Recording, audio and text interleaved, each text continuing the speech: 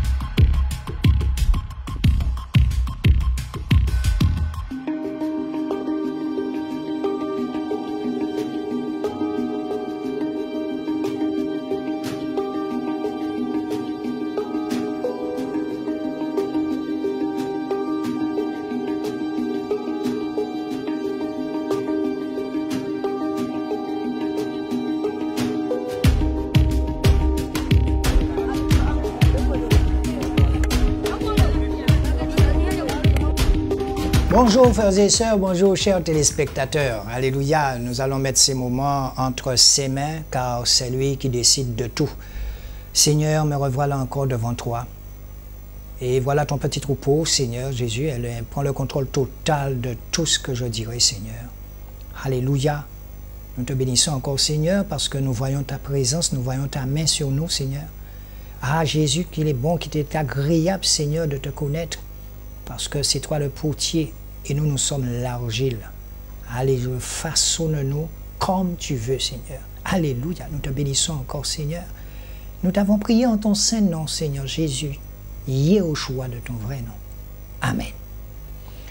Eh bien, frères et sœurs, nous voilà.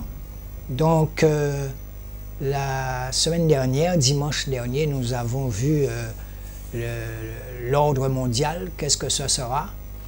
Et vous avez été nombreux à m'appeler. Et la plupart d'entre vous étaient étonnés. Étonnés, pourtant, c'est un verset que vous lisez chaque jour. Le nouvel ordre mondial.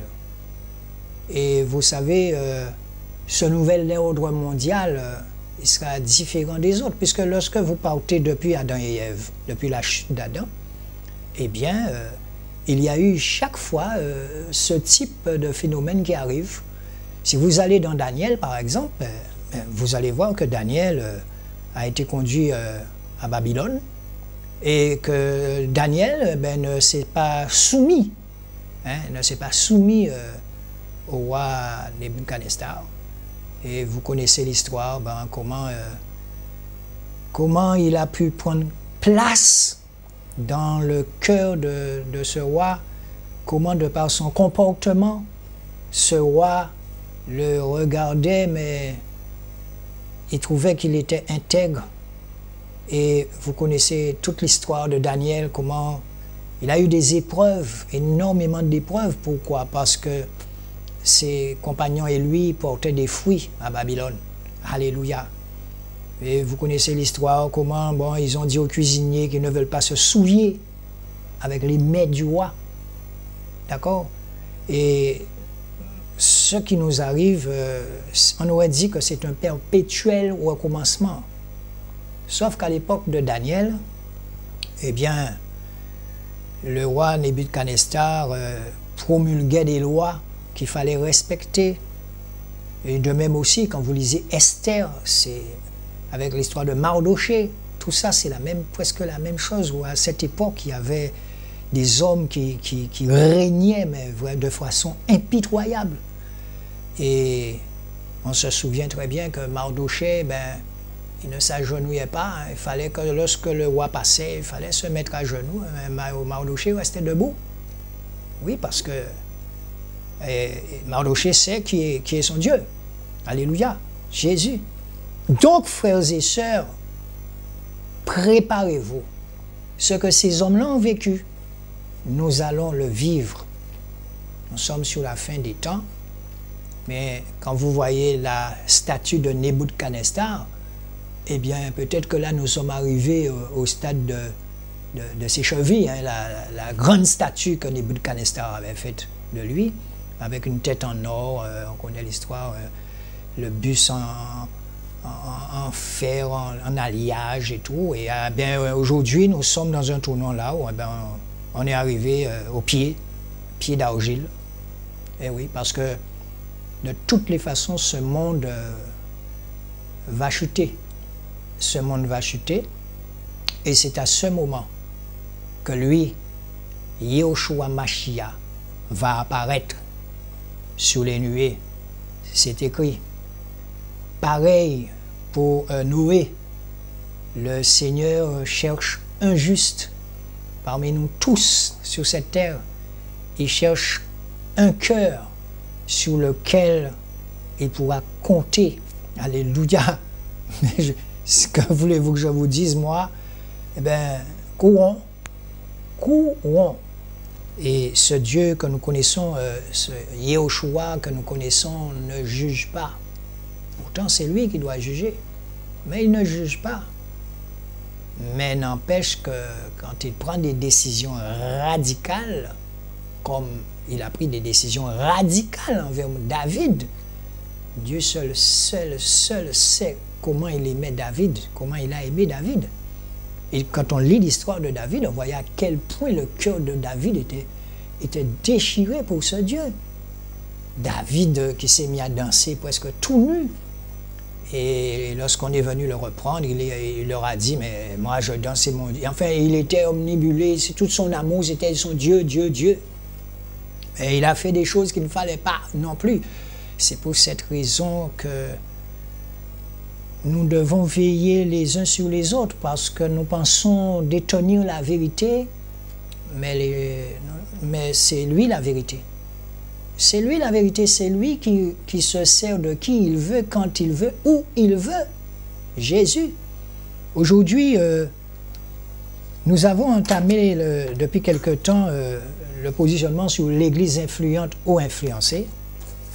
Et aujourd'hui, nous allons voir ce petit livre, hein, toujours de Shoah Kwetu, les fruits de l'esprit. Alors, tout le monde parle des fruits de l'esprit, dans Galates.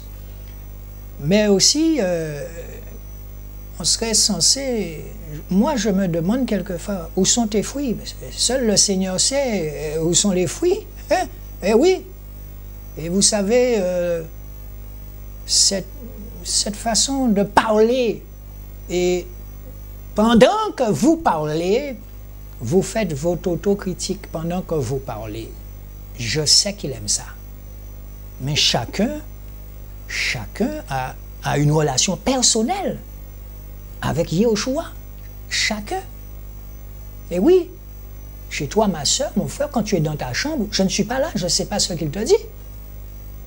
Une autre personne, il va le parler de façon différente. La seule chose que je sais, c'est qu'en venant ici, j'ai rien préparé cette fois-ci. Alléluia! Alléluia! Je n'ai rien préparé. Et je suis parti, ben là, le Seigneur me parle des fruits de l'esprit. Alors nous allons voir les fruits de l'esprit. D'accord? Donc, vous connaissez les fruits de l'esprit, la bénignité, tout ça. Bon, donc on va essayer d'attaquer ce livre, fort intéressant, et faire un peu d'histoire, hein, parce que bon, la Bible c'est une affaire d'histoire. Il faut remonter le temps quelquefois pour bien comprendre que voulait dire telle chose dans son contexte. Alors quand on dit contexte, effectivement c'est l'époque par laquelle la chose a été faite. C'est ça un peu. Donc, ce livre dit « La malédiction de Noé a eu de graves conséquences sur Canaan et ses descendants. » Ces conséquences sont l'idolâtrie, rien n'a changé, l'inceste, rien n'a changé, la prostitution, rien n'a changé, la divination, rien n'a changé, la rébellion, rien n'a changé, les sacrifices humains, etc. Donc, je reprends, Rien n'a changé. Du temps de Noé, c'était ça. D'accord? Deux divinités étaient particulièrement vénérées par les Cananéens, le peuple de Canaan. Il s'agit de Baal et d'Astarté. Baal, qui est Baal? Les Cananéens adoraient une statue qu'on appelait Baal. Baal, dont le nom signifie maître ou seigneur, chevaucheur des nuées et maître de la foudre, était un dieu d'origine cananéenne. Or, rappelez-vous que Canaan était le petit-fils maudit de Noé. Astarté, c'est qui Astarté? Également appelé Ashéra. Souvent, vous entendez, vous allez dans une église, vous entendez les gens vous dire poteau d'Ashéra, Ashéra, Ashéra. Mais n'empêche que pour les gens comprennent que ça, c'est quoi Ashéra. Donc Ashéra, Astarté, également appelée Ashéra, était une grande divinité d'origine cananéenne. C'était une déesse de la fécondité dont le culte à caractère sexuel était une source d'immoralité dégradante, car ces prophétesses se livraient à une prostitution sacrée. Donc ce que je vous dis là, prenez note, vous pouvez trouver ça dans Juge chapitre 2, verset 13. 1 Roi, chapitre 11, verset 5. Vous pouvez aller aussi dans 2 Rois, chapitre 21. 2 Rois, chapitre 21, verset 7. D'accord? Prenez note. 2 Rois, chapitre 21, verset 7. Ensuite, vous allez dans 2 Rois, chapitre 23, verset 13. Là où on vous explique, vous allez comprendre quand vous allez lire, également appelée Ashéra, était une grande divinité d'origine cananéenne. C'était une déesse de la fécondité dont le culte à caractère sexuel était une source d'immoralité dégradante, car ces prophétesses se livraient à une prostitution sacrée. On lit bien le mot là, prostitution. D'accord? Cette divinité ou démon avait certainement pollué la terre ainsi que les fruits de Canaan, et Baal les arrosait avec d'autres démons. Comprenez bien en esprit ce que cela veut dire. Quand on vous dit, par exemple, nous arrosons, mais c'est Yahushua qui fait croître. Là aussi, ils ont leur façon de faire dans ce monde. D'accord? Cette divinité ou démon avait certainement pollué la terre ainsi que les fruits de Canaan, et Baal les arrosait avec d'autres démons. La terre de Canaan était donc une terre maudite, et ses fruits devaient être considérés comme incirconcis ou impurs pendant 3 ans. Donc, quand on entend le mot incirconcis, on sait très bien, les Juifs, ce qu'ils pensent de la circoncision, ils étaient à l'époque de la circoncision. Et là, quand ils sont arrivés à Canaan, les fruits, tout ça, devaient être considérés comme incirconcis ou impurs pendant 3 ans. La quatrième année, tous les fruits devaient être présentés en holocauste au Seigneur.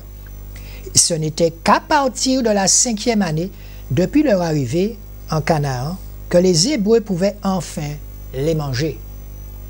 Nous voyons ici une situation où ils arrivent à ce qu'on appelle la terre promise. D'accord. Mais on se rend compte que ils n'avaient pas le droit de manger. Et considérés comme incirconcis ou impurs pendant 3 ans. Bon, ça c'est la coutume des Juifs. Vous voyez?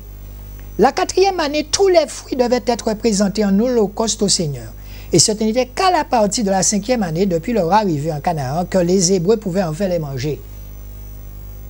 Nous sommes devant une situation où les gens, parce que d'après l'histoire, c'est Dieu qui leur a dit que vous irez à Canaan, la terre promise, Canaan.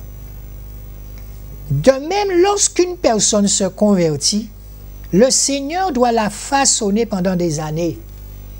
Donc ça veut dire que le fruit est là, mais on ne doit manger.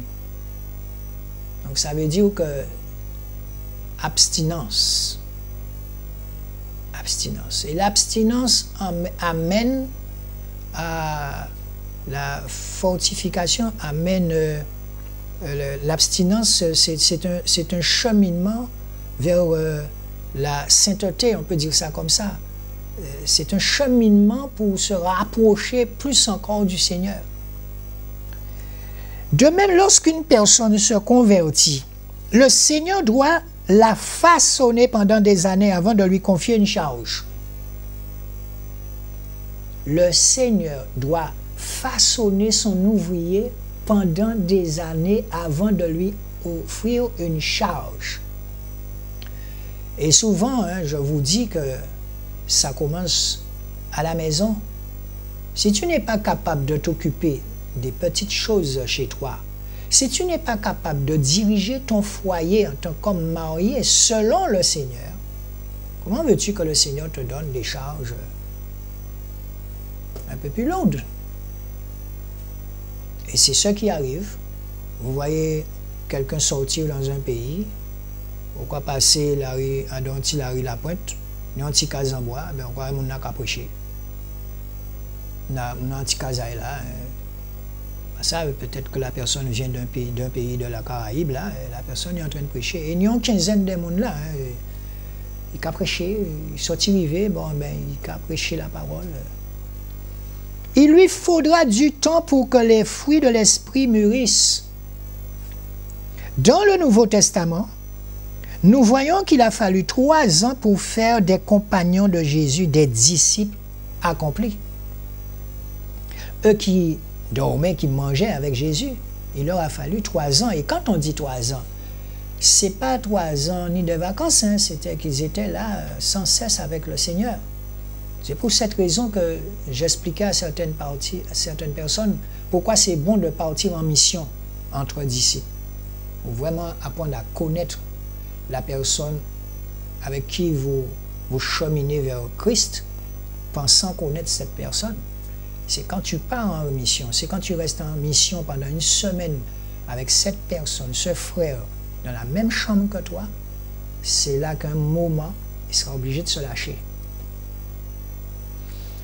Les premières années, il n'y a donc pas de fruits consommables, car les fruits sont les conséquences d'un travail fait dans l'âme en amont. Et le travail de l'âme prend du temps car elle doit subir une métamorphose, une transformation. Une personne qui veut porter des fruits doit consacrer son âme à l'Éternel. Je vais reprendre ce verset. Une personne qui veut porter des fruits doit consacrer son âme à l'Éternel. Alors, on va appuyer ici sur le mot consacrer, consécration. D'accord? C'est quoi se consacrer? C'est se livrer. Alléluia. Les prémices prescrites dans l'Ancien Testament étaient les fruits de la terre réservés pour Dieu, tant à l'état naturel qu'à l'état préparé. Tu ne différeras point de m'offrir les prémices de ta moisson et de ta vendange. On peut trouver ça dans Exode chapitre 22, verset 29. Tu apporteras à la maison de l'Éternel, ton Dieu, les prémices des premiers fruits de la terre. Je vais le reprendre. Tu apporteras à la maison, on n'a pas dit église bâtiment, hein. Tu apporteras à la maison de l'Éternel, ton Dieu, les prémices des premiers fruits de la terre. Le mot prémices ici signifie les plus beaux, les plus savoureux, les plus prémices. L'ordonnance est répétée en Exode chapitre 34, verset 26. Exode chapitre 34, verset 26. Exode chapitre 34, verset 26. Alors, il y a quelqu'un qui me disait que c'est bien que je répète les versets. Il y a d'autres qui me disaient de répéter au moins 3 fois. Donc, l'amour est patient, plein de bonté et supporte tout. Mais il faut le mettre en pratique. Les Hébreux, à l'origine, étaient nomades. Les Hébreux, à l'origine, L'histoire nous montrera où était l'origine des Hébreux. Ils étaient originaires d'où?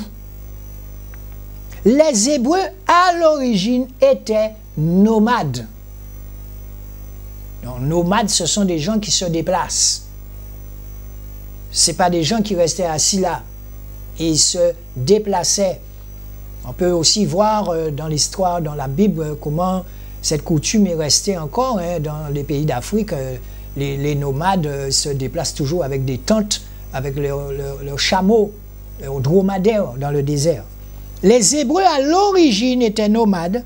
Dieu leur a promis la sédentarité et les prémices en sont la réalisation. Les Juifs, heureux sur leur terre, cultivaient le souvenir des pérégrinations de leur père et allaient à Jérusalem pour apporter au temple le fruit du sol. Souvent, je vous dis, faites de vos églises bâtiments des magasins. À Jérusalem pour apporter au temple le fruit du sol. Les fruits étaient amenés au temple devant Dieu. La Pentecôte est la fête qui commémore la promulgation de la Torah sur le mont Sinaï. Mais elle est aussi la fête de la moisson ou le jour des prémices. Le temps de la récolte était un temps de fête et de réjouissance. Les fermiers savaient qu'ils devaient tout à Dieu. La saison des moissons commençait à Pâques, au début de la récolte du seigle. Et en signe de gratitude, le peuple apportait le homer en offrande à Jérusalem. Les cultures dans les champs et les fruits commençaient à mûrir, mais les offrandes des premiers fruits mûrs ne devaient pas être apportées au temple avant la Pentecôte. Les prémices apportées au temple lors de la Pentecôte étaient le blé, l'orge, le raisin, les figues, les grenades, les olives et les dattes. Bon, on peut marquer euro dans les prémices. Lorsqu'une personne traversait son champ, son verger ou sa vigne et remarquait un fruit mûr, il entourait celui-ci d'un brin de roseau en disant « Voici le premier fruit ». Il résistait à la tentation de le consommer et l'apportait comme offrande au temple. Après avoir cueilli toutes les prémices et y avoir ajouté encore beaucoup de fruits de première qualité, le fermier se rendait dans une ville principale et de là, tous les fermiers allaient à Jérusalem. Les fermiers qui habitaient près de Jérusalem apportaient des fruits frais, mais ceux qui venaient de loin apportaient des fruits séchés. Le réfrigérateur était déjà en marche, les fruits séchés. Les fruits étaient transportés dans des paniers décorés, plus les pèlerins s'approchaient de la ville sainte, plus leur nombre allait en croissant. Les sacrificateurs qui travaillaient dans le temple venaient à leur rencontre et disaient « Frères hommes de telle ville, soyez les bienvenus. » Arrivés au mont du temple, chacun prenait son panier sur l'épaule et récitait la déclaration.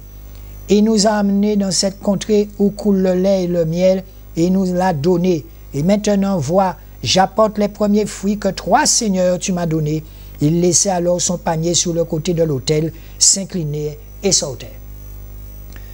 Donc, s'il faut retourner à cette époque, eh bien, chaque dimanche, vous prenez un caddie, vous mettez des prémices dedans, et vous allez dans les grands temples là que vous voyez, les grandes églises, vous allez chaque dimanche avec votre cabas, rempli d'igname, rempli d'oranges, rempli d'ananas, rempli de fruits, et vous l'emmenez et vous le déposez, parce que c'est un temple qui est physique. D'accord? Après cette grande cérémonie, Jérusalem devenait une ville de gaieté et de joie. Lorsque tu seras entré dans le pays que l'Éternel ton Dieu te donne pour héritage, lorsque tu la posséderas et y seras établi, tu prendras des prémices de tous les fruits que tu retireras du sol dans le pays que l'Éternel ton Dieu te donne. Tu les mettras dans une corbeille et tu iras au lieu que choisira l'Éternel ton Dieu pour y faire résider son nom. je reprends ça, que choisira l'Éternel, ton Dieu, pour y faire résider son nom. Tu te présenteras au sacrificateur, alors en fonction, et tu lui diras, je déclare aujourd'hui à l'Éternel, ton Dieu, à nos pères, je déclare aujourd'hui à l'Éternel, ton Dieu, que je suis entré dans le pays que l'Éternel a juré à nos pères de nous donner. Le sacrificateur recevra la corbeille de ta main et la déposera devant l'autel de l'Éternel, ton Dieu. Tu prendras encore la parole et tu diras devant l'Éternel, ton Dieu, mon père était un Araméen nomade. Il descendit en Égypte avec peu de gens et il y fixa son séjour. Là, il devint une nation grande, puissante et nombreuse. Les Égyptiens nous maltraitèrent et nous opprimèrent et ils nous soumirent à une dure servitude. Nous criâmes à l'Éternel, le Dieu de nos pères. Nous criâmes à l'Éternel, le Dieu de nos pères. On pourrait aller vers le futur. Je pense que les Juifs qui étaient dans la Shoah, les Juifs qui souffraient le martyre chez les Allemands, chez Hitler, mais ils devaient crier aussi. Ils devaient crier à Dieu. L'Éternel entendit notre voix. Et je crois qu'il y a un moment où l'Éternel entend nos voix, surtout en ce moment-ci là. Parce que nous savons parfaitement bien ce qui arrive là. Je dis bien ce qui arrive là. Ça va être catastrophique. Mais le Seigneur nous a déjà préparés. Depuis longtemps, il nous prépare à cette guerre. À cette guerre. Jésus, ce n'est pas une plaisanterie. C'est pour que nous puissions nous préparer. L'Éternel entendit notre voix et il vit notre oppression, nos peines et nos misères. Et l'Éternel nous fit sortir d'Égypte. On pourrait dire aussi que l'Éternel nous fit sortir d'Allemagne. À main forte et à bras étendus, avec des prodiges de terreur, avec des signes et des miracles, il nous a conduits dans ce lieu et il nous a donné ce pays, pays où coule le lait et le miel. Maintenant, voici, j'apporte les prémices des fruits du sol que tu m'as donnés, ô Éternel. Tu les déposeras devant l'Éternel, ton Dieu, et tu te prosterneras devant l'Éternel, ton Dieu. Puis, tu réjouiras avec le Lévite, on a déjà parlé des Lévites, avec le Lévite et avec l'étranger qui sera au milieu de toi pour tous les biens que l'Éternel, ton Dieu, t'a donné à toi et à ta maison. Vous allez dans Deutéronome, chapitre 26, versets 1 à 11. Deutéronome, chapitre 26, versets 1 à 11.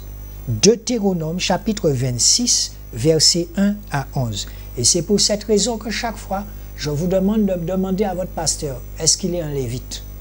Alléluia! S'il est un Lévite, il doit retourner à cette période. Demandez-lui, est-ce qu'il est un Lévite? Aujourd'hui, ce sont les fruits de l'esprit que le Seigneur veut que nous lui apportions.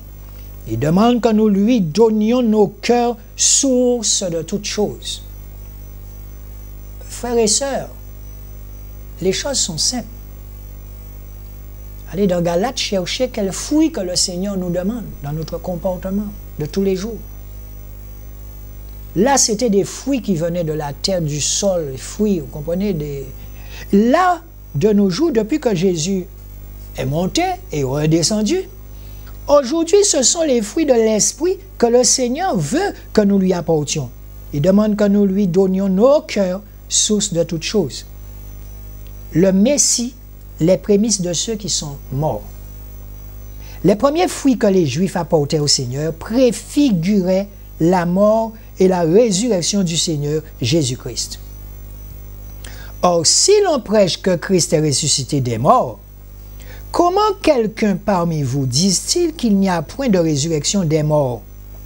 S'il n'y a point de résurrection des morts, Christ non plus n'est pas ressuscité. Et si Christ n'est pas ressuscité, notre prédication est donc vaine. Et votre foi aussi est vaine. Il se trouve même que nous sommes de faux témoins à l'égard de Dieu, puisque nous avons témoigné contre Dieu qu'il a ressuscité Christ. Tandis qu'il ne l'aurait pas ressuscité, si les morts ne ressuscitent point. Car si les morts ne ressuscitent point, Christ non plus n'est pas ressuscité. Et si Christ n'est pas ressuscité, votre foi est vaine. Vous êtes encore dans vos péchés et par conséquence aussi, ceux qui sont morts en Christ sont perdus. Si dans cette vie seulement que nous espérons en Christ, nous sommes les plus malheureux de tous les hommes, mais maintenant, Christ est ressuscité des morts, il est les prémices de ceux qui sont morts. Christ n'est pas une orange, Christ n'est pas un fruit, Christ n'est pas une vigne. Non. Il est vivant. Car puisque la mort est venue par un homme, c'est aussi par un homme qu'est venue la résurrection des morts. Puisque la mort est venue par un homme, c'est aussi par un homme qu'est venue la résurrection des morts. Souvenez-vous de la chute d'Adam. Et comme tous meurent en Adam, de même tous revivront en Christ, mais chacun en son rang. Christ comme prémisse, puis ceux qui appartiennent à Christ lors de son avènement. 1 Corinthiens, chapitre 15, versets 12 à 23. 1 Corinthiens, chapitre 15, versets 12 à 23. 1 Corinthiens, chapitre 12, versets 12 à 23. Donc, frères et sœurs, excusez-moi un moment. Donc, frères et sœurs, vous comprenez bien que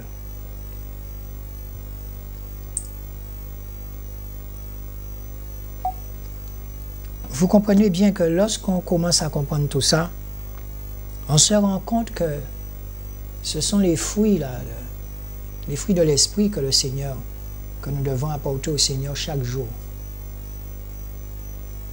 Et lorsque vous lui apportez vos fruits, les fruits de l'esprit doivent être mûrs, doivent être bons. Jésus est le premier fruit qui a fleuri, ressuscité après 3 jours passés dans le royaume de la mort. C'est la raison pour laquelle les Écritures disent qu'il est le premier-né d'entre les morts, il est la tête du corps de l'Église et non ton pasteur. Il est la tête du corps de l'Église. Jésus-Christ est la tête de mon corps. Il est la tête du temple du Saint-Esprit que je suis. Il est la tête de la pierre vivante que je suis. Il est la tête. Comment m'expliquer qu'un homme veut se mettre entre le pasteur des pasteurs, Dieu lui-même, et moi? Puisqu'il m'a donné un esprit qui me dit, il viendra te révéler toutes choses. Il viendra t'enseigner toutes choses, Patrick. Il viendra t'enseigner toutes choses. Discernement, tout ce qui s'ensuit. Il est le commencement, le premier-né d'entre les mères, afin d'être en tout le premier. Colossiens 1, verset 18. Colossiens chapitre 1, verset 18. Colossiens chapitre 1, verset 18. Le Seigneur Jésus est le premier homme à être ressuscité avec un corps glorieux qui n'est pas soumis aux problèmes que connaissent les hommes, c'est-à-dire la maladie, la faim, la fatigue, la mort. Lorsque vous avez reçu cet esprit-là en vous ne pouvez pas connaître ce genre de problème, maladie et tout ça, non. Pour ça, il faut suivre le cheminement correct et précis de la parole. La mort est considérée comme l'ensemencement. La mort est considérée comme l'ensemencement. On va voir dans Jean chapitre 12, verset 24. Et la résurrection comme la floraison. C'est pour vous. Oui, allô? Ah, comment vas-tu, frère Sénat? Ça va. Alors, j'explique aux frères et sœurs qui nous écoutent. Alors, je leur explique, hein, tu es le frère Sénat, donc tu es un disciple de Yehoshua Mashiach et tu fais partie des nombreux jeunes qui sont en métropole. Et on peut dire que tu es un jeune, hein, que tu es un jeune. Et j'avoue que chaque fois que je vous vois tous les jeunes là-bas, ben, je me sens tellement petit parmi vous, vous qui m'appelez l'ancien. Alors, donne-nous des nouvelles de Cœur Disposé, de l'association Cœur Disposé, puisque nous étions en Haïti avec toi. Donc, tu n'as qu'à parler et il n'y a pas de problème, je vais relater ce que tu dis. D'accord. Bonjour à tous. Bon- C'est Sénat. Bonjour à tous, mon nom c'est Sénat. On m'entend bien, hein? Oui, oui. Enfin, parle, je vais transmettre ce que tu dis. Ah, d'accord. Voilà. Bon, parfait. Donc, j'étais en mission avec le frère Patrick en Haïti en octobre cette année. Donc, j'étais en mission en Haïti avec frère Patrick en Haïti. La mission avait pour but de soutenir les personnes démunies, La mission avait pour but de soutenir les personnes démunies et aussi apporter l'évangile au peuple haïtien. et aussi apporter l'évangile au peuple haïtien. Suite à la mission, nous avons rencontré des jeunes de rue Suite à la mission, nous avons rencontré des jeunes de rue qui nous avons fait la promesse de soutenir régulièrement, de prendre en charge. à qui nous avons fait la promesse par le nom puissant de Yehoshua de les soutenir et de les prendre en charge. Et voilà, comme tu sais, Patrick, donc, ces enfants maintenant sont sur notre charge et on a loué une maison pour eux, à Port-au-Prince. Mhm. Donc, ces enfants, eh bien, le Seigneur nous les a donnés à charge, c'est bien ça? Et le peuple de la Guadeloupe qui t'entend, le peuple de la Martinique, enfin les îles, et un peu partout qui t'entend, se rendent compte qu'effectivement, c'est une œuvre qui est bel et bien vivante. Et quand on parle de vivant, on parle de pierres vivantes, parce que ce sont des enfants qui sont devenus de vraies pierres vivantes. Exactement. Et nous, par la suite, par la grâce du Seigneur, on a créé l'association Cœur Disposé suite à la mission. Et, Donc, et grâce au Seigneur, on a créé l'association Cœur Disposé. voilà. Après la mission, et maintenant, les enfants sont pris en charge, ils sont dans le foyer à Port-au-Prince et il y a des personnes sur place qui sont là avec eux, qui nous accompagnent. Donc les enfants sont pris en charge, je peux leur dire par eux aussi, hein, mon frère Sénat. Donc les enfants sont pris en charge par ceux qui font l'œuvre avec nous. Guadeloupe, Martinique, Guyane, enfin. Et il y a... Oui, en Haïti aussi, oui, oui. En Haïti aussi. Et mon frère, il n'y a que le Seigneur qui puisse faire ça. Parce qu'il dit dans sa parole, vous ne pouvez rien faire sans moi. Amen. Alléluia. Sans lui, on est perdu. Et comme tu dis, sans lui, on est perdu. Alléluia. C'est ça. Alléluia. Mhm. Donc voilà, le Seigneur nous surprend du jour en jour, comme tu sais, Patrick, le Seigneur nous surprend, il fait des choses grandioses avec cette œuvre. Le Seigneur nous surprend, il fait des choses grandioses avec cette œuvre. Comme dit frère Patrick, je ne fais que répéter ce que tu dis, vas-y. Voilà, c'est vraiment l'œuvre du Seigneur. C'est vraiment l'œuvre du Seigneur. On dirait que les instruments inutiles. Voilà. Alors nous ne sommes que l'œuvre, ce n'est que l'œuvre du Seigneur, nous ne sommes que des instruments inutiles. Alors je te disais, mon frère, bon, il y a des gens qui m'entendent dire que nous sommes des serviteurs inutiles. Et il faudrait peut-être que tu puisses approfondir encore une fois, hein, pour qu'on puisse bien comprendre ce que c'est que quand on en sent. Moi je sens que c'est de l'humilité. Alléluia. C'est bien ça. C'est bien ça, mais c'est inutile parce que le Seigneur nous appelle tous à une œuvre donnée et on doit faire ce que le Seigneur nous appelle tous de faire. Donc le Seigneur nous appelle à une œuvre donnée tous. Le Seigneur nous appelle tous, puisque nous étions un corps là-bas en Haïti, mais tout le monde est au travail là, sur cette fois. Et la famille s'est agrandie, puisque il y a des... Je salue au passage Florette, Chanlot, je salue au passage... Enfin bon, je ne peux pas nommer tous les noms, mais ils se connaissent. Et tu as vu comment l'œuvre s'agrandit. Et il y a aussi les frères là qui sont au Canada. Bon, je verrai si au Canada ils peuvent nous appeler. Mais pourquoi je t'ai demandé de m'appeler mon frère? Parce qu'il se passe quelque chose par rapport à ce confinement. Les gens se rendent compte qu'ils sont bel et bien vivants et qu'ils font des choses. Parce qu'un disciple ne restait pas assis. Les disciples, ils fonctionnaient. Et je suis bien content que tu aies pu m'appeler, même si j'aurais préféré entendre ta voix. Mais nous allons passer tout à l'heure un document que tu as monté avec le corps, puisque tu ne fais rien seul. Mais comme je dis, on me voit, mais derrière, il y a toute la batterie qui fonctionne. Alléluia, alléluia.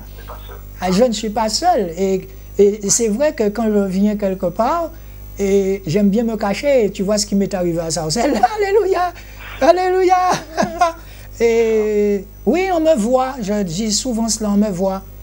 Mais je remercie le Seigneur de vous avoir mis sur ma route, parce que tu es longtemps plus jeune que moi, mais mon frère Sénat, ainsi que Gilbert, ainsi que Cynthia, ainsi que la sœur John, ainsi que le frère Francilus. Je n'ai pas tous les prénoms en tête dans cette association, nous étions tellement nombreux en Haïti. Mais je vous dis encore une fois, sincèrement, je suis le plus petit parmi vous. Et je suis sincère quand je le dis. Alléluia. Je suis le plus petit quand je vois votre comportement, votre simplicité et comment vous me supportez quand nous partons en mission. Allez l'ancien, vous m'encouragez. C'est que du bonheur, cette église, la nouvelle réforme de Jésus-Christ. On peut dire ça comme ça, mon frère. Amen. Alléluia. Toute la gloire au Seigneur, toute la gloire au Seigneur. On est tous là pour le Seigneur, pour un seul but, pour le Seigneur simplement, et pas pour les hommes. Alors je reprends ce que tu dis, nous sommes tous là que pour le Seigneur et pas pour les hommes. Voilà. Nous ne sommes pas là pour faire l'œuvre de... Oui, je peux le dire. Hein. On n'est pas là pour faire choix. Hein. On connaît déjà son comportement. Hein. Il va vous dire, ouais, mais faites ce que le Seigneur vous demande de faire. Mais par contre, c'est une œuvre qui est bien encadrée. On ne peut pas faire n'importe quoi. Mais ça fonctionne. Voilà. Même l'argent qu'on reçoit, on ne prend pas d'argent. Tout l'argent qu'on reçoit, c'est pour les enfants. Voilà, on ne prend pas un centime de l'argent qu'on reçoit. Alors, tu es en train de dire que tout l'argent que je vous envoie, on ne prend pas un centime, comme ça se fait dans les églises bâtiments. Hein. Dans certaines églises bâtiments, 99,% des églises bâtiments font n'importe quoi avec l'argent du Seigneur.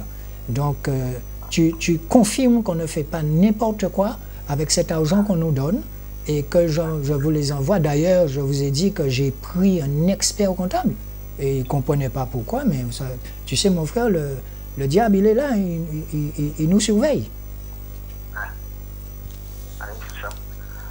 Voilà, dans le Seigneur, il faut beaucoup de sérieux, il faut être transparent. Dans le Seigneur, il faut tout ce qu'on nous donne, en fait, on doit rendre des comptes derrière. C'est important aussi. Donc tu dis qu'il faut être sérieux dans l'œuvre du Seigneur et que tout ce qu'on nous donne, il faut être transparent puisque ce n'est pas notre argent et qu'on ne peut pas faire n'importe quoi.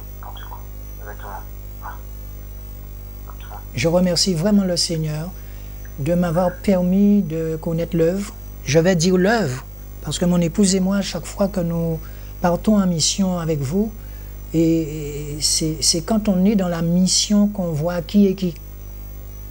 C'est ça. C'est ça. C'est en mission que tu as pu me connaître, puisque j'étais assis à côté de toi, je marchais à tes côtés. Tu as entendu parler du frère Patrick, mais c'est en mission, quand j'étais avec toi, que tu as pu me dire, mon frère, fais attention là.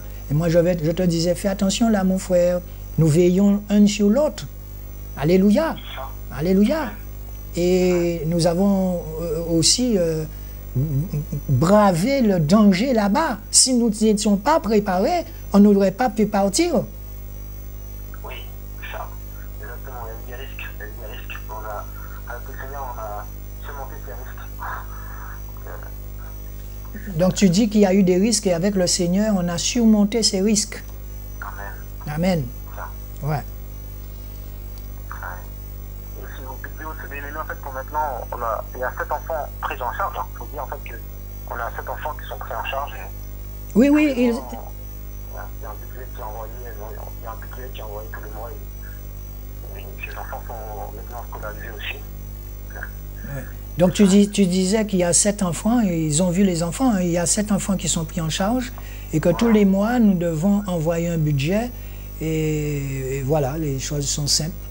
Et il suffit de craindre le Seigneur. Donc nous sommes là dans la réforme de Jésus-Christ pour dénoncer, parce que dans Matthieu 23, mon frère, Jésus dénonce les scribes et les pharisiens, et là, beaucoup sont étonnés de voir qu'on dénonce. Eh bien oui, on va dénoncer. Parce que le rôle de Jésus, le Saint-Esprit, il est là pour dénoncer les œuvres du malin. C'est ça. Il faut dénoncer. C'est ce que faisait Jésus aussi. Le Seigneur il faut dénoncer aussi. Dénoncer les pharisiens aussi. C'est n'importe quoi. Donc, pour éclairer les peuples, pour éclairer les gens, c'est important aussi de dénoncer les œuvres du ténèbre. Donc tu disais que pour éclairer un peuple, il faut dénoncer les œuvres des ténèbres. Et non pas les cacher dans les églises bâtiments. C'est ça, exactement. Alléluia. Donc cette façon de penser, c'est une nouvelle façon de penser en Jésus-Christ, parce que Jésus c'était un réformateur. Alléluia. Et les lois lui appartiennent. Alléluia. De même que le sabbat, quand on parle, mon frère, énormément de personnes m'appellent pour me demander des questions encore sur le sabbat. Alors qu'est-ce que tu en penses? Comme ça, je ne serai pas le seul à dire c'est quoi le sabbat. Pourquoi Yeshua disait qu'il est le sabbat? Parce que d'abord, le sabbat, en fait, comme nous savons tous que c'est le Seigneur qui a mis ça en place après que le peuple d'Israël est sorti de l'Égypte. Alors, après que le peuple d'Israël soit sorti en Égypte, le Seigneur a mis en place le sabbat. Donc c'est un jour de repos pour le peuple d'Israël. On précise bien d'Israël. Voilà, c'est ça. Voilà, c'est pour le peuple d'Israël. Oui, oui, pour le peuple d'Israël. Voilà. Et maintenant, quand Yeshua est venu. Donc quand on dit pour le peuple d'Israël à cette époque, le contexte dans lequel ça s'est fait, et on ne disait pas que c'était pour le peuple de la Guadeloupe ou de Basse-Terre ou de Paris. C'est bien ça? Oui, c'est ça. C'était pour le peuple d'Israël, le sabbat. Voilà. Très bien. Voilà. Et maintenant, Yeshua est venu réformer, venu accomplir le sabbat. Donc, Yeshua est venu accomplir le sabbat. Voilà.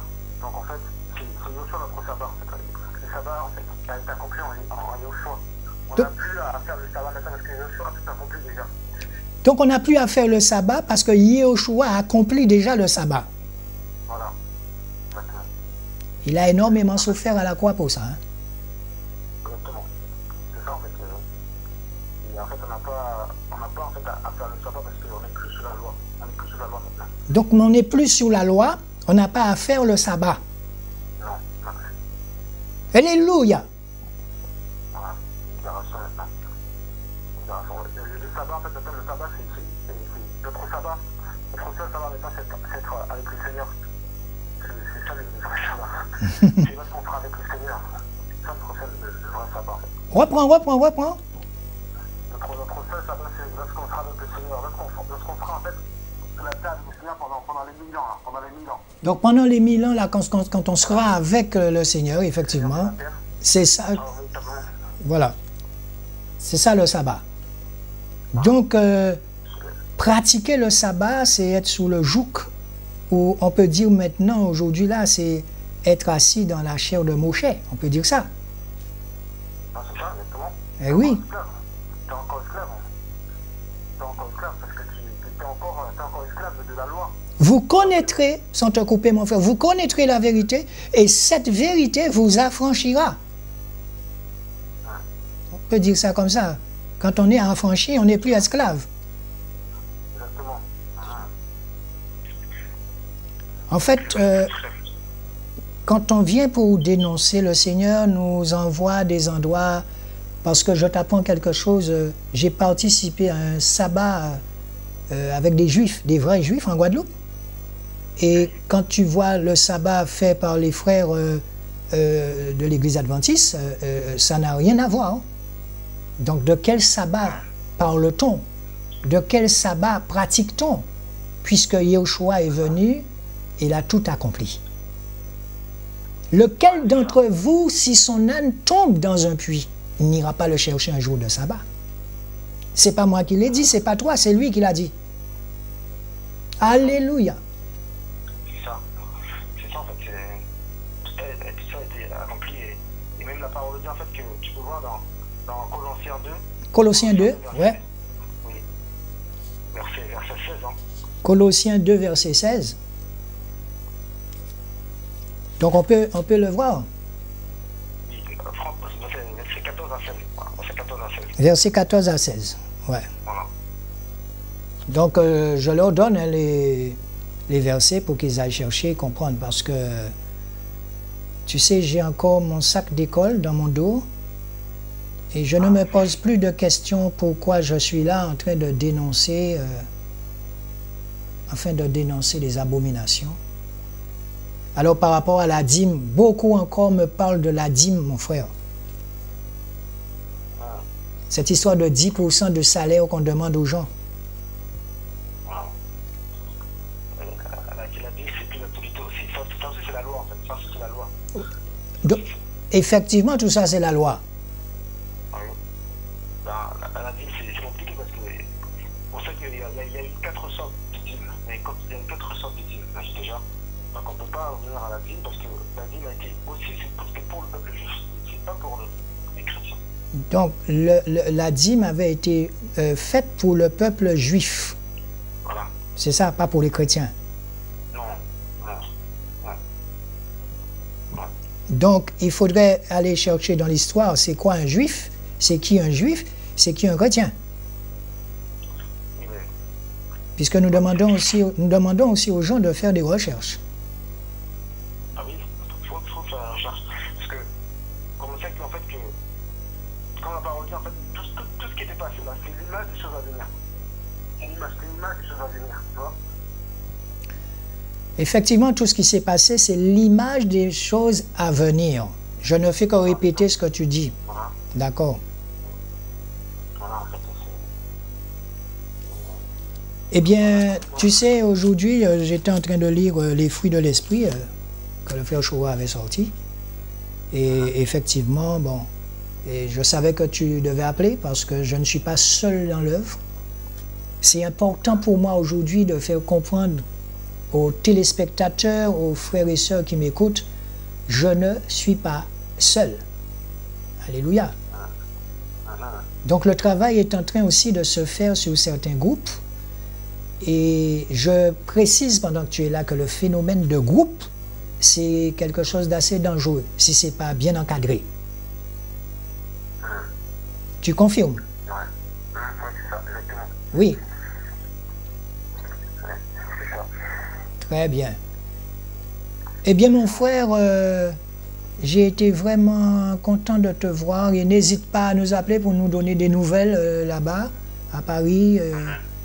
Et je suis tellement content parce que je te disais au téléphone que je ne suis pas seul. Je sais que je ne suis pas seul. Mais ceux qui font l'œuvre doivent savoir qu'ils ne sont pas seuls non plus. Et ils ne sont pas assis à ne rien faire. Un disciple, c'est quelqu'un qui marche. Un disciple, c'est quelqu'un qui va en mission. Sortir de chez toi, aller sur le trottoir, crier, dire que Yahushua existe, eh bien, tu es déjà un disciple. Tu es déjà dans l'œuvre. La nouvelle réforme n'accepte pas qu'il y ait un seul homme avec un micro. Non. Amen. Amen. Le corps doit participer à l'œuvre. Alléluia. Voilà. Voilà, je vais demander à tous les chrétiens, en fait, qu'il est plus temps en fait, de se centrer sur le passé, sur le sabbat ou la vie, et vraiment le temps en fait, de se centrer sur Yahushua, sur le Seigneur. Donc tu leur dis de ne plus se centrer sur le passé, sur la dîme et tout ça, mais de se centrer sur Yehoshua. Voilà. Et c'est ce matin que je lisais que c'est lui la tête. Non, je viens de lire là, c'est lui la tête. Amen. Alléluia. Exactement. Et voilà, c'est vraiment lui qu'on doit regarder. Et aussi, c'est l'œuvre qu'on fait là, le cœur disposé. Oui. Et voilà, elle est vraiment centrée sur nos choix. C'est pour ça qu'on avance aussi. C'est nos choix. Exactement, c'est pour cette raison que nous avançons. Parce que la vision, c'est Yehoshua. Ce n'est pas un homme, ce n'est pas le frère Shoah. C'est ça. Et voilà, exactement. Voilà, et dès lors où la vision est centrée sur Yehoshua, ça doit fonctionner. Et je vois que ça fonctionne. Amen. Parce que, encore une fois, nous sommes des serviteurs inutiles, mon frère. Exactement. Exactement. Amen. Et vous ne pouvez rien faire sans moi. Donc, tu es un serviteur inutile, puisque c'est lui qui fait. Alléluia! Alléluia. Voilà. C'est lui qui fait. Eh bien, je te remercie, mon frère, d'avoir appelé. Je sais que tu dois partir en prière, là. Et salue les autres de ma part. C'est comme ça que Paul faisait. Hein. Salue les autres frères et sœurs de ma part. Et nous restons connectés en esprit. Alléluia. Et que le Seigneur encore puisse faire énormément de choses à travers nous, dès lors où nous savons nous humilier devant lui. Et je pense qu'il va faire énormément de choses. Je pense au moment même où je te parle au frère Bino et sa femme, qui ont commencé à construire ce grand orphelinat à Fond-de-Nègre, encore en Haïti. Et un couple, un simple couple. Et quand on voit tout ce que le Seigneur a déjà fait là, toute la clôture est faite déjà. Quand le Seigneur te donne une vision, il va t'accompagner, il te donnera des provisions, tout ce qu'il faut. Et la vision, c'était que moi, je vienne sur cette télé. J'ai bien fait beaucoup de télé en Guadeloupe. Les gens savent ça par mon passé. Maintenant, tu viendras, mais c'est moi qui parlerai à ta place. Alléluia, mon frère, je t'aime de l'amour du Seigneur. Et je te remercie et remercie encore les autres. Et soutenez-moi encore dans la prière. Amen. Reste béni et nous continuons le travail. Allez. Allez, au revoir. Ok, au revoir. Allez, tout fortifié. Toi fortifié aussi, mon frère. Bye. Bye. Eh bien, voilà, parce que, vous savez, quelquefois, il est important de comprendre qu'on me voit, et je vous disais dernièrement que lorsque l'esprit nous conduit ou quand l'esprit nous dit de sortir, je ne sais pas pourquoi, je n'ai pas envie de parler. Il y a de nombreuses personnes qui viennent et les gens me regardent. Les gens se fixent sur moi. Mais quand ils viennent, on ne me voit pas. Et quand vous entendez un jeune prêcher la parole, quand vous entendez de petits jeunes jouer d'un instrument de musique, eh bien, en tant qu'ancien, tu dois apprendre à mourir à toi-même et faire en sorte que les autres soient sur ton dos. Tu les emmènes comme ça. C'est ça. C'est ça. Alors, dorénavant, quand je vous dis que je suis un serviteur inutile, ne m'appelez pas pour me demander, mais mon frère, tu n'es pas un serviteur inutile, pourquoi tu dis ça? Je dis ça, c'est par rapport à la parole. C'est une forme d'humilité. Quand vous faites autant de choses, vous ne pouvez pas dire que c'est vous qui le faites. Vous ne pouvez rien faire sans moi. Il le dit. Donc, il se sert de moi en tant qu'instrument. Alléluia. Mais moi, je ne suis qu'une pierre vivante. Mais voilà la deuxième pierre vivante, la troisième, toi, mon frère, ma soeur, là, qui s'occupe aussi de l'œuvre avec nous. Tu es une pierre vivante. Et c'est ça qui fait le corps. Avec une seule tête, Yehoshua Mashiach. Alléluia. Eh bien, nous allons faire une petite pause. Et encore une fois, ce que le frère Sénat vient de m'envoyer, nous allons encore prendre des nouvelles de ses enfants. Et je suis en contact déjà avec ceux du Congo, du Gabon. Et nous verrons vraiment comment le Seigneur tient un homme et le fait faire des choses incroyables. Moi qui ai toujours eu peur de prendre des avions, maintenant j'aime prendre l'avion. Alléluia. Je vous retrouve dans un petit moment.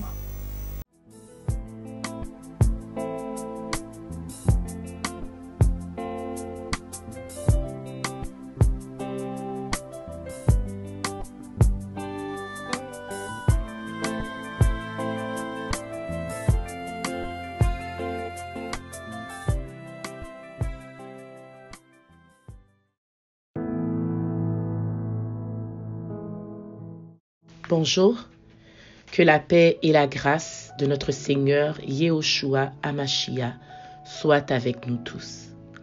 Suite aux échanges et discussions entreprises avec les enfants, certains nous ont dit que leurs parents étaient toujours en vie.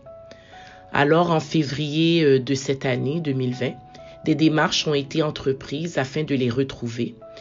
Et nous en avons même profité pour réunir les enfants avec leurs parents.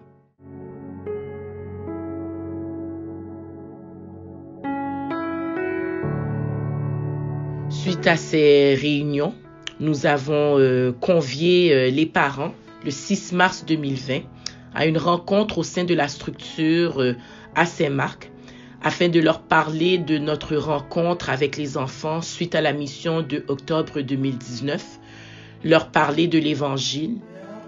Objectif là, c'est remettre bon Dieu, mais remettre semblable même jour remettre tout. Si je ne remets tête, je ne vais pas remettre l'autre. Et si je ne remets l'autre, ça annule le loi bon Dieu que limiter sur place tous les hommes sur la terre sans exception. Et aussi leur faire signer des documents qui donnent l'autorisation à cœur disposé la prise en charge des enfants.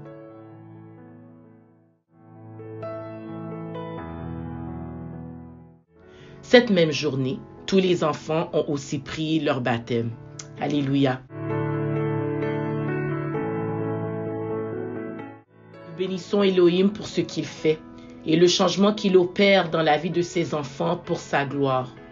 Nous vous remercions pour votre soutien et vos prières. Que le Seigneur Yehoshua se souvienne de vous tous. Soyez bénis. Eh bien voilà. Donc, c'est ce frère qui était en train de parler avec moi au téléphone. C'est lui qui a fait le montage.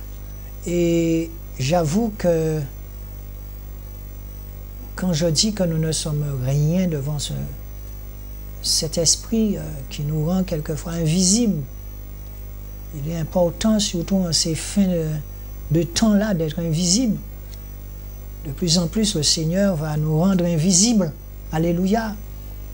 Donc, la semaine dernière, je vous ai parlé de ce nouvel ordre mondial qui est en train de se mettre en place. Les choses se dessinent. Et frères et sœurs, il va se passer des choses abominables, incroyables sur cette terre maintenant-là. Quand on voit la chute de Babylone. Oui, souvenez-vous du temps de Daniel. Quand on a vu l'arche de Noé, les gens vivaient, les gens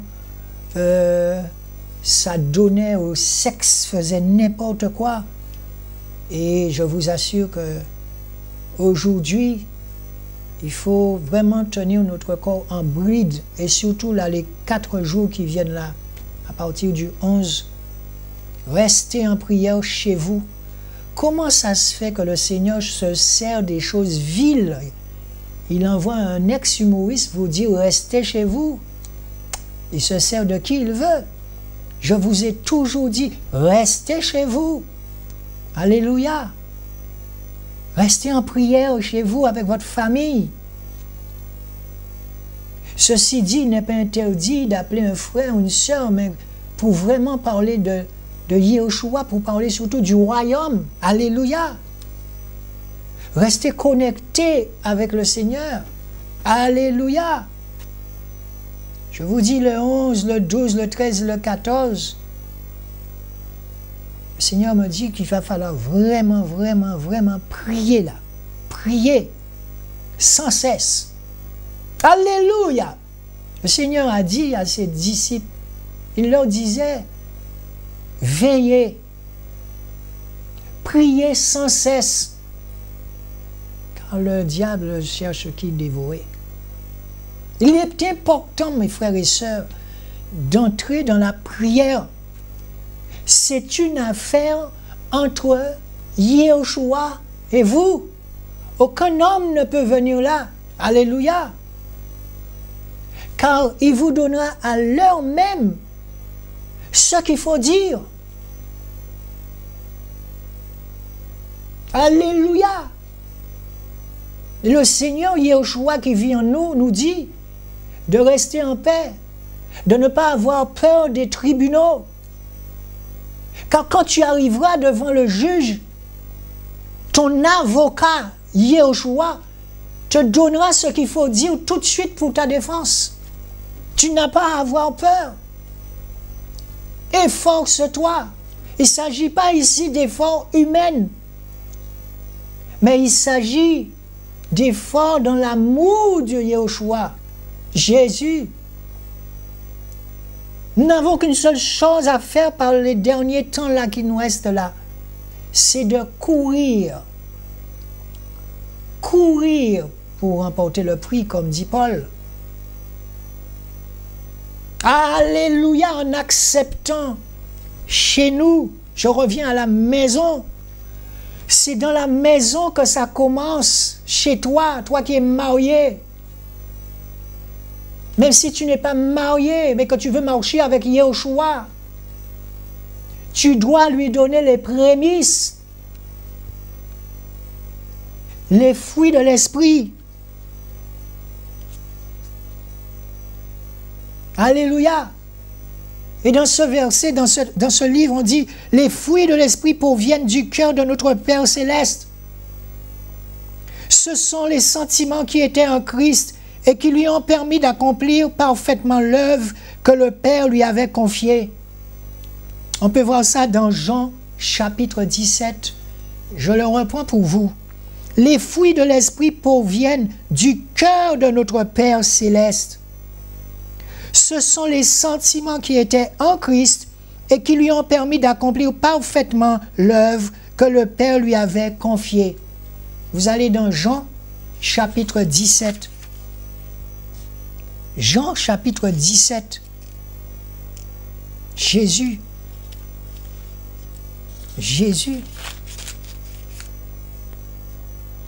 Donc, on peut par exemple voir, ici on parle du stade larvaire, la naissance d'un ministère.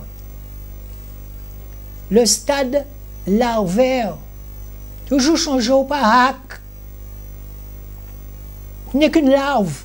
Quand vous voyez les golomines là, eh bien les petites grenouilles, il y a toujours une larve qui apparaît. Regardez le moustique, les larves qu'on voit. Alléluia. La naissance d'un ministère. La larve est le premier stade du développement de l'individu après l'éclosion de l'œuf et de la naissance ou de la naissance. Le ministère qui était encore au niveau du cœur est désormais engendré. Cette étape représente premièrement la nouvelle naissance, ensuite la naissance du ministère spécifique pour lequel le Seigneur nous a appelés. Le Seigneur nous a appelés. Ce n'est pas un homme qui doit t'ordonner, ce n'est pas un homme qui t'appelle. C'est sur ton comportement que l'Esprit dira qui tu es. Alléluia. Ne cherche pas des ministères, ne va pas dans les églises bâtiments pour prendre place. Ne va pas dans l'église bâtiment pour dire du mal de ton prochain, pour ni place. Oh, arrêtez ça, ce sont des choses abominables. Si vous êtes encore jeune dans le ministère, sachez que vous avez encore beaucoup de choses à apprendre. Et j'étais en train de parler là tout à l'heure avec un jeune. Il s'écrase devant moi, je m'écrase devant lui. Alléluia! Vous devez entre autres faire attention à l'orgueil, car les signes qui vous accompagnent, onction, miracle, prophétie, ne sont pas synonymes de maturité spirituelle. Et vous savez, quelquefois, je vous dis que quelquefois, je me cache derrière des voitures ou je ne sais pas comment vous expliquer ça quand vous êtes saisi ou pas un spectacle. Tu n'es pas là pour te faire remarquer. Donc, tu dois apprendre à maîtriser ça et je demande tout le temps au Seigneur de m'apprendre à maîtriser ça, mais ça part tout seul.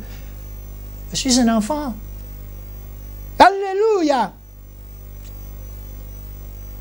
les onctions, les miracles, les prophéties. Le Seigneur t'a permis de guérir quelqu'un.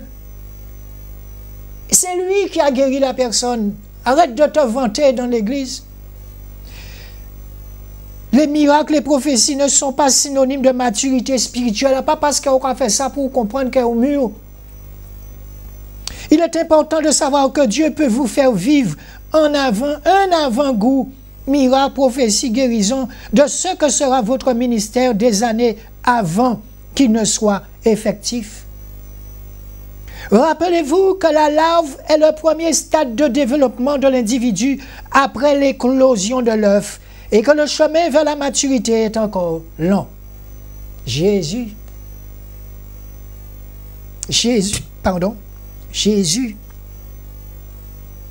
Le stade nymphal, une phase de transformation, c'est comme le papillon, la nymphe. Le stade nymphal. La nymphe représente le stade du développement intermédiaire entre la larve et l'adulte. Lors des mues de la métamorphose de certains insectes, le stade nymphal commence donc par la mue d'une larve en nymphe et se termine par la mue de la nymphe en insecte adulte. Une des caractéristiques de la nymphe est qu'elle ne se nourrit pas et qu'elle vit uniquement sur ses réserves. De même, cette étape de transformation est absolument nécessaire pour l'ouvrier du Seigneur. On peut parler aussi de la mue, c'est la transformation. Elle correspond au dépouillement du vieil homme. Dépouillement du vieil homme. Alléluia. Eh bien, frères et sœurs, j'espère que nous avons pu échanger dans un silence, certes, mais n'oubliez jamais lorsque vous parlez, et pendant que vous parlez, vous dites des choses, mais sachez que vous n'êtes rien. Et ça marchera.